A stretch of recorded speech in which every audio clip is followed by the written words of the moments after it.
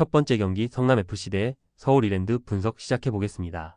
성남은 4-4-2 포메이션을 기반으로 후이즈와 사무엘의 투톱을 내세워 공격을 전개한다.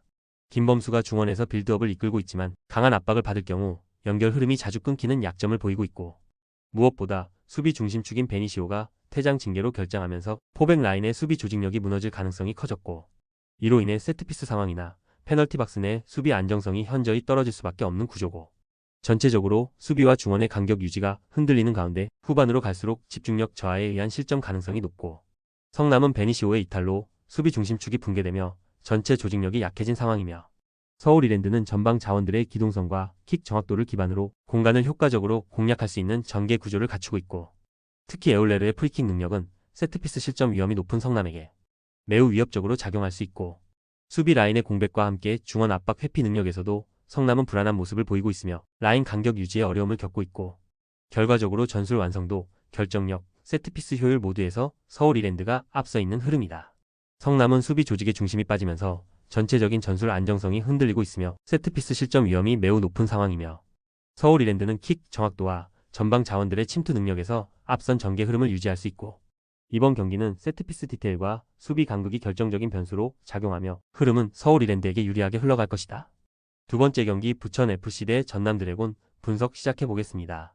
부천은 3-4-3 포메이션을 바탕으로 몬타뇨, 박창준, 티아기뇨의 공격 삼각 편대를 중심으로 템포 있는 전개를 시도한다. 측면과 중앙을 넓게 활용해 전방 압박을 유도하며 라인을 끌어올리는 전술을 자주 사용하는 편이며, 그러나 수비시 복귀 타이밍이 늦어질 경우 뒷공간이 크게 열리며 전환 속도가 느려지는 구간에서 실점 위험이 커진다.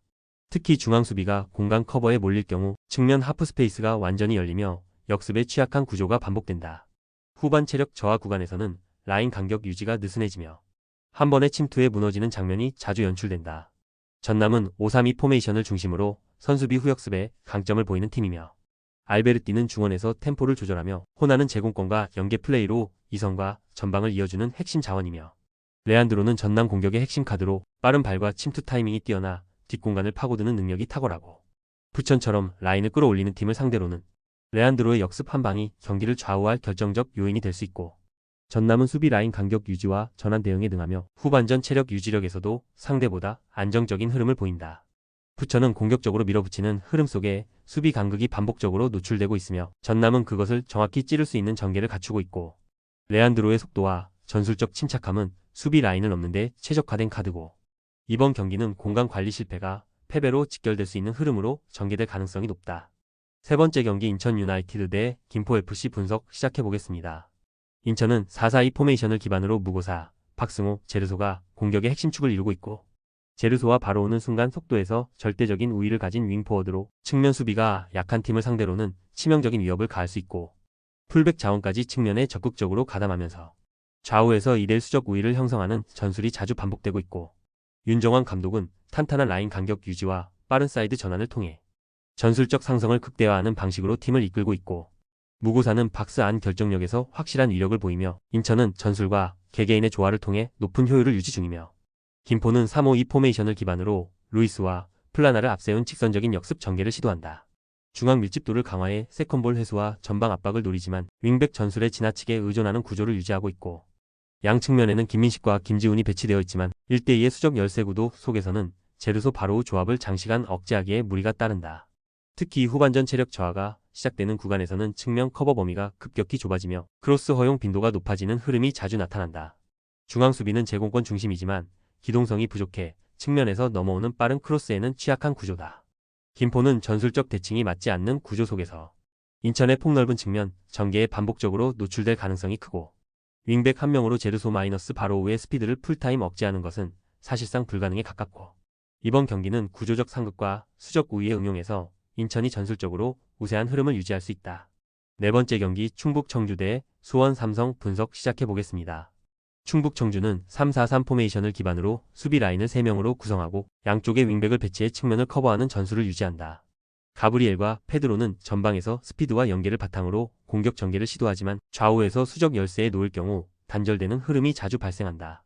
서재원은 중원에서 밸런스를 조율하지만 상대가 2대1 구조로 측면을 압박할 경우 이를 감당하기엔 한계가 드러날 수 있다.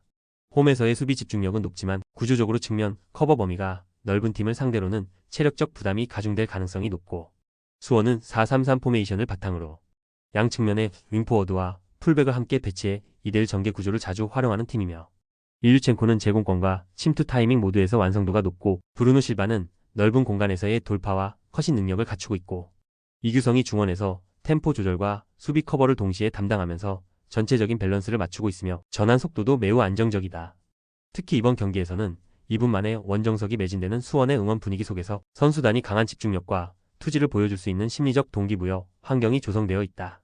충북 청주는 수비적으로 응집력은 유지하고 있지만 구조적 상성에서 측면 수적 열세는 피할 수 없는 약점이며, 수원 삼성은 전술 구성뿐 아니라 외부적 동기부여 환경까지 갖추고 있어 집중도 높은 경기 운영이 가능하고, 이번 경기는 측면 상성의 충돌과 분위기의 밀도가 수원에게 더 유리한 흐름으로 작용할 수 있다. 5번째 경기 안산 그리너스 대 경남FC 분석 시작해보겠습니다. 안산은 3-4-3 포메이션을 활용하며 라파, 강수일, 사라이바를 앞세운 전방 압박보다는 안정적인 수비 구조에 방점을 두고 있고, 전체적으로 수비 라인을 페널티 박스 근처까지 내리며 밀집 수비를 기반으로 실점 억제에 집중하는 스타일을 보인다. 300 라인을 중심으로 수비 간격을 견고하게 유지하고 있으며 역습 시에는 윙백을 활용한 측면 전개로 속도를 붙이려는 움직임을 자주 보인다.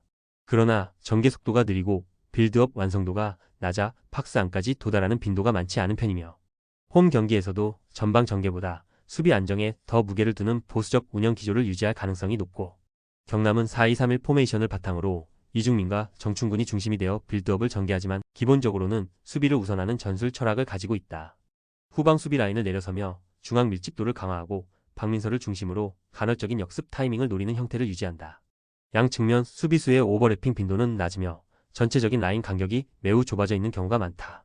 경남 역시 공격 템포를 빠르게 끌어올리기보다는 실점 최소화에 집중하는 전개를 택하고 있으며 무득점 흐름이 자주 반복된다. 전개 패턴과 템포 모두 보수적으로 맞물려 있어 점유율 싸움보다는 라인 사이의 빈틈을 최소화하는 데 집중할 가능성이 크다.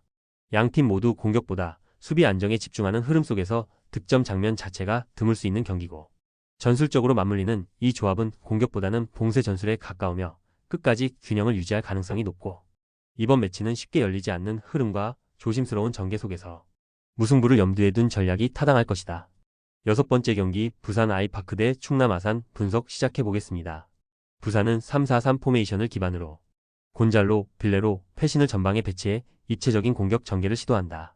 특히 빌레로는 전형적인 클래식 윙어 스타일로 터치라인을 따라 측면을 깊게 파고들며 돌파 후 컷백으로 연결하는 전개에 능하며, 이러한 돌파가 이어질 경우 박스 중앙에 위치한 곤잘로가 마무리 타이밍을 가져가기 수월한 구조가 형성된다. 또한 이동수가 퇴장 징계로 결정하긴 하지만 전체적인 공격 밸런스에는 큰 영향이 없을 것으로 판단된다.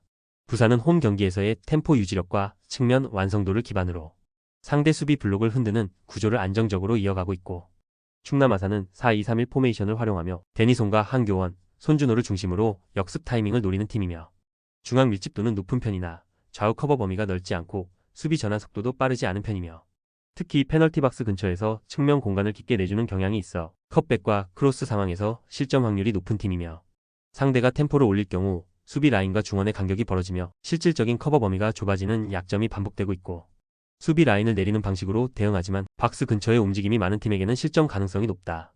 부산은 측면에서 돌파와 전개의 방향성을 명확히 갖고 있으며 박스 내 피니시 완성도도 갖춘 팀이며, 충남 아산은 수비 숫자는 갖추고 있으나 공간 커버에 어려움을 겪고 있으며 특히 컷백 대응에서 반복적으로 약점을 드러내고 있고, 이 경기는 측면 돌파 박스 침투 흐름이 구조적으로 자연스럽게 이어지는 부산에게 유리한 흐름이 될 수 있다. 조합은 아래 고정 댓글 링크로 편하게 말 걸어주시면 조건 없으며 스포츠를 좋아하시는 분들이라면 모두 환영합니다. 스포츠 당첨 어렵지만 그건 어떻게 하냐의 차이입니다. 두 눈으로 어떤 차이인지 직접 확인하시고 우리 모두 같이 승리합시다.